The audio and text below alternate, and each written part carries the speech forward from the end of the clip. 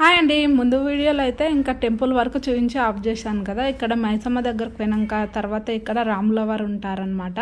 ఇంకా ఆంజనేయ స్వామి శివాలయము, వినాయకుని టెంపుల్ అన్నీ ఉంటాయి ఇందులో. ఇదైతే ఆంజనేయ స్వామి, అది శివుని టెంపుల్ అనమాట. ఇంకా ఇక్కడ నుంచి కొంచెం దూరం నడిస్తే రాముల వారి కళ్యాణం వస్తుంది అనమాట. ఇవి విగ్రహాలు రాముల వారివి. ఇంకా కొంచెం ముందరికి ఇలానే నడుచుకుంటూ పోతే పెద్ద టెంపుల్ వస్తుంది అనమాట. టైం 11 అయిందనమాట. ఇప్పటికే ఎండకైతే కాళ్ళు భయంకరంగా కాలుతున్నాయి. ఎండలు విచిత్రంగా ఉన్నాయి. మా ఆయన అయితే టెంకాయల కోసమనే వెళ్ళాడనమాట.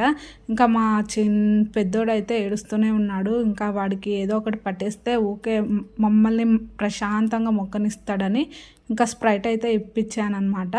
ఇంకా ఇక్కడైతే విగ్రహం అనమాట, రాముల వారిది పెద్దగా ఉందన్నమాట. ఫోటోలు దిగుదామన్నా దిగలేదు. ఇంకా టికెట్స్ అయితే తీసుకున్నాము, మొత్తం 14 మందిమి. ఇవి ఏమంటారో కామెంట్ చేయండి. ఉంటాను. Bye bye. Thank for watching.